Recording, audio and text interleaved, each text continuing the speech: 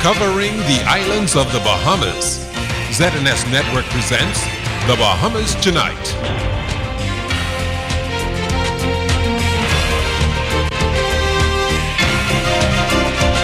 This portion of the news is brought to you by McDonald's. McDonald's, I'm loving it.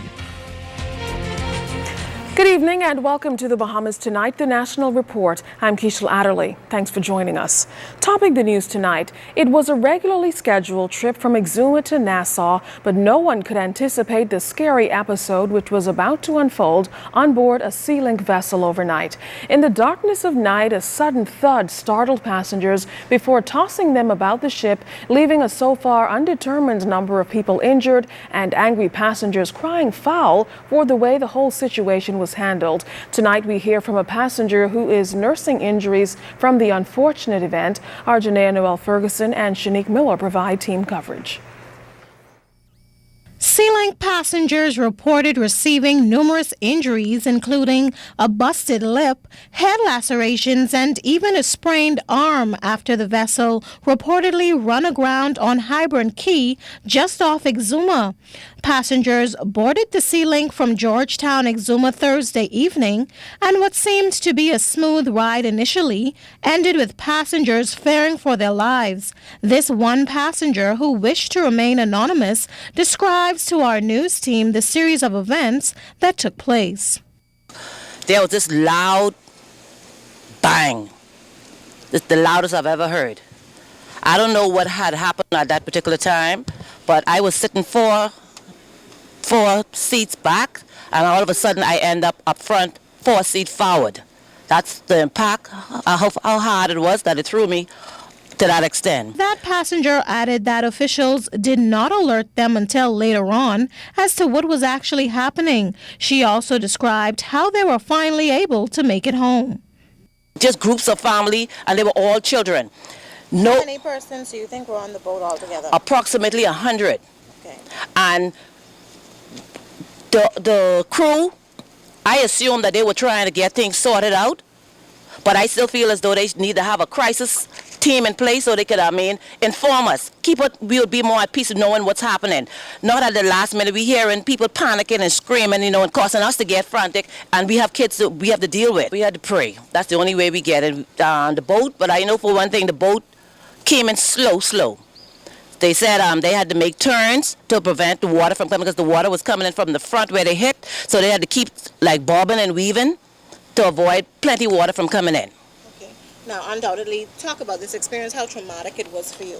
Darling, it's so traumatic. What make it so traumatic for me, when I looked over about 15 minutes after the incident and saw my eldest daughter, the size of the lump on her head, where she hit her head, was the size of my fist. And then she said that she was feeling as though she was going to faint. Darling, I don't think I want to experience that again. And while thankful for life, this passenger says Sea-Link officials offered no medical assistance when they arrived. It's an elderly lady. She damaged her hand, her arms were swollen. There was a young lady, her face, with the impact, she hit her face to the window. She had the front section swollen, and there was one of their crew. So, I don't know what it was, an object or something hit him. It cut him on his forehead. He had a serious open gash, and he bled profusely on that boat. He had a pillow. The pillow was supposed to be white. It was red and soaking with blood. Royal Bahamas Defense Force PR officer Arjun Delvo confirmed to ZNS News that the incident did take place, but upon their investigation, he said, the boat captain had the situation under control. The Defense Force Operations Center received a call from, and we responded to the call. We investigated a call of a search and rescue regarding the Sea-Link. Our craft arrived on the scene. We investigated it. After speaking with the captain, he had everything in order. But to ensure their safety and security, the vessel remained with them until they and escorted them into the harbor, really, and just to make sure that they were safe.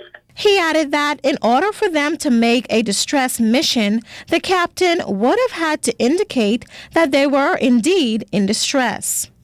Well, a search and rescue call coming from a captain basically would indicate that the vessel is in grave danger and would need immediate assistance. Usually that would come from the vessel's captain. However, we understood that calls were made to the police center from persons who were on board the vessel, passengers. But in any event, once a call has been made to us, we investigate. Once we did that, we spoke with the captain. We indicated that everything was okay, but we still went out to ensure that everything was in order. But that's basically the difference. Once a call is made from a vessel's captain or a third party. Our ZNS News team visited the Portishead dock today in an attempt to receive comment from Sea-Link officials. Our Shanique Miller takes up the story from here. From the looks of it, you couldn't tell something was wrong with the Sea-Link, but on closer inspection, the reported accident at sea is evident. This morning, workmen were busy cleaning the deck of the boat and later putting away life vests that had to be used during the alleged emergency out at sea. Now, according to passengers, when the boat ran aground around High Burns Key shortly after midnight, the moments were very scary. Many people were injured. The boat has since been brought back here at Potters Key, where it remains docked today. Instead, company officials have decided to use the east wind to carry out all of the company's voyages today. This crew member was also injured. He had bandages over his left eye and both hands. Now, company policy prohibited the injured man from talking to us, but he admitted to being injured during the High Burns Key incident. Now, while no staff member could speak with us on camera, the incident in the wee hours of this morning was confirmed. ZNS News also understands that police and Defense Force officials were at Potters Key Dock awaiting the boat's arrival, but were told they were not needed. ZNS News made several attempts to get a statement from executive management at Bahamas Ferries. All of our attempts proved fruitless. Staff told us no senior manager was on duty. Shanique Miller, ZNS News.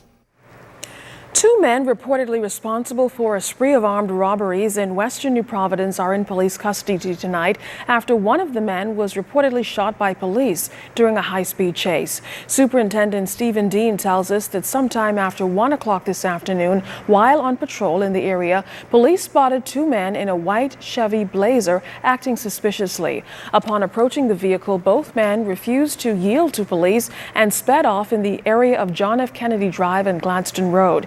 In their attempt to get away, they reportedly ended up crashing into a police cruiser. This eyewitness, who wished to remain anonymous, told us what he saw. What actually happened? Okay, what I saw was there was a chase with a Jeep with two guys in it. Then they was coming towards this way when they was about to do a U-turn, but they was blocked off. Then one of the police came out because they came out the Jeep to run, but in an attempt to stop them, the police shot at them. And then that was it. Then the whole place was surrounded, and they talked to them a little bit, searched the Jeep, and that was it. Were you afraid? A little bit. In other news, police are looking into an apparent drowning in South Andros. Shortly after 2 o'clock yesterday, a 20-year-old resident of Driegs Hill was fishing in waters off Kemps Bay along with 4 other men when he apparently drowned. Police released few details on the incident, like whether the man was in the water fishing or fell into the water. They haven't classified the death so far. The Department of Immigration successfully repatriated 303 Haitian nationals to Port-au-Prince this week. The repatriation exercises began this past Tuesday when 44 Haitian migrants. That's 42 females and 4 minor children together. On Wednesday, the department repatriated another 46 Haitian nationals. Then just yesterday, the department repatriated 105 males to Port-au-Prince. The final exercise for the week was carried out this morning via a Bahamas Air jet. 106 Haitian nationals were repatriated to Port-au-Prince. The persons repatriated represent those who illegally landed in Eleuthera, Exuma, and Abaco. The department says it remains firm and resolute in its effort to repatriate those persons found residing or working here without work permits. Additionally, illegal entry is an offense, and violators, the department says, will be repatriated in a timely manner. Well, what's the public busing system worth? We may soon find out as evaluation is done to support a proposal to make the system a corporation. Minister of State in the Ministry of Transport, Hope Strawn, spoke with us about the idea and how far along the Transport Ministry is with those plans. Here's Fern Carey. The new initiative is expected to upgrade the public busing system by making it more efficient and reliable. Minister of State in the Ministry of Transport and Aviation, Hope Strawn, explains how it will work. Based on the model that we intend to follow, a corporation that will be formed, a company where shares will be issued to all of the present stakeholders, those persons who own buses and franchises in the system. And once those shares are valued, we are presently at the stage where we are actually having a professional evaluation of the value of the shares. The ministry also intends to draw on a report prepared back in 2008 that details how the upgrade will work. However, the report is currently being updated due to a number of factors. Because of course, the change in the economic situation, inflation, the fact that values would have changed since 2008. We are now having to have an update of that report. So we are presently engaged in having that done. Once we've completed that, then we will move swiftly and in a very determined way to actually implement the unified system. Bus owners will also have a say in how the system will work. Now, while one bus owner believes a unified busing system is a step in the right direction, he says he may be shut out of the decision-making process because although he owns a bus, he's renting the license plate. Having a plate shows that you have some strength. And not having a plate, that means you don't have a strength. Here it is, if I had a plate, then I would have been in the system when the government make this change, when they take over. You see, if they do take over, I will be locked out. This bus owner declined an on-camera interview, but he did tell us this. And then you have a lot of owners with a fleet of buses, so that's going to create a problem. You understand? And the unified thing will be a good thing, but the government should have catch it from the beginning. Because they didn't catch it from the beginning, it's going to be a huge problem to try to sort it out. Farron Carey, ZNS News. Still to come in the Bahamas tonight, the Bahamas joins forces to fight crime and terrorism. We'll tell you how coming up.